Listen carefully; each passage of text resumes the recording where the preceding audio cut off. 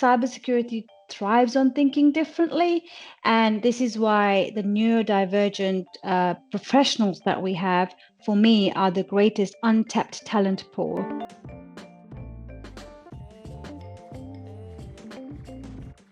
So if you think about high stakes environments like security, for example, the threats that we face in security themselves are quite diverse. The threat actors themselves are from all over the world, so they are thinking very diversely as well. So the people that we need to defend against these threats, they themselves need to be diverse. They need to be able to think differently. They need to be able to think like the threat actors. They need to be able to notice those blind spots. They need to be able to see risks differently.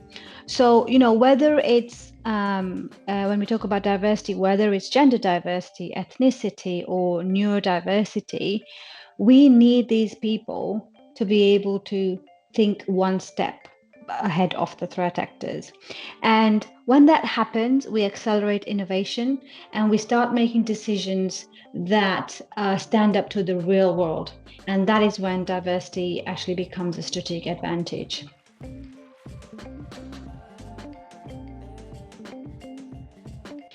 Okay, so when it comes to gender equality in tech, we're great at recruiting women in tech, but the main problem lies when it comes to retaining them and helping them progress.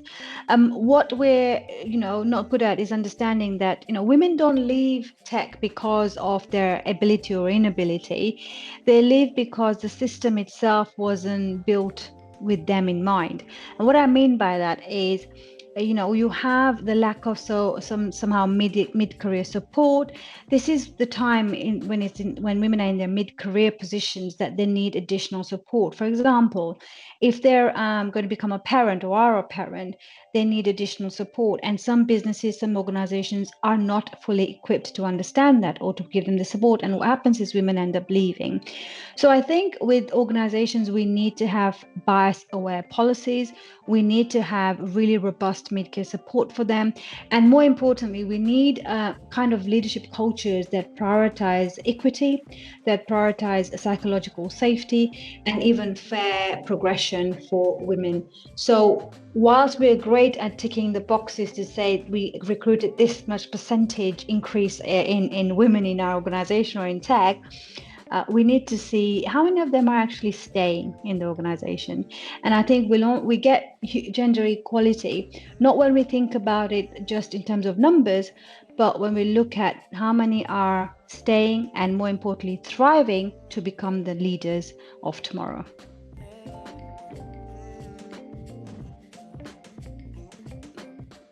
So neurodiversity in cybersecurity is one of my favorite topics because I work in cybersecurity, and what I understand is the kind of traits and behaviors that neurodivergents have are so critical to some of the cybersecurity roles that we're currently trying to fill, right? We have such a gap when it comes to skill sets. The type of neurodivergent traits I'm talking about are things like hyperfocus, or attention to detail, or pattern recognition.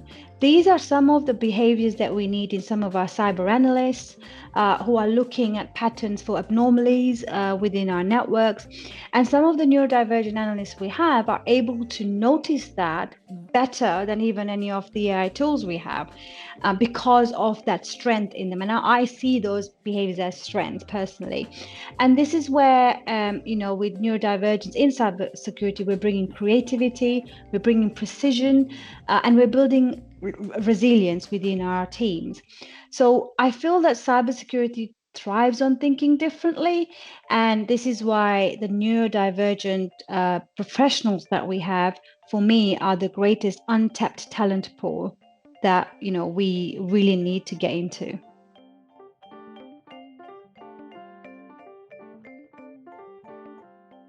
So normally when I'm speaking in my public engagements, I want the audiences to feel empowered, and I always go with that intention for audiences to feel empowered. I want the audiences to feel that they can challenge the norms, and they can embrace inclusivity, whether it's about, inclusive security, inclusive leadership, bringing in diversity in their organizations. I want them to think about how very small changes in behaviors can shape the culture in their organizations. But one point I'd make is, when I speak, I just don't want the audience to listen. I want to inspire them to take away some action points that they will go and implement and create positive impact in the world.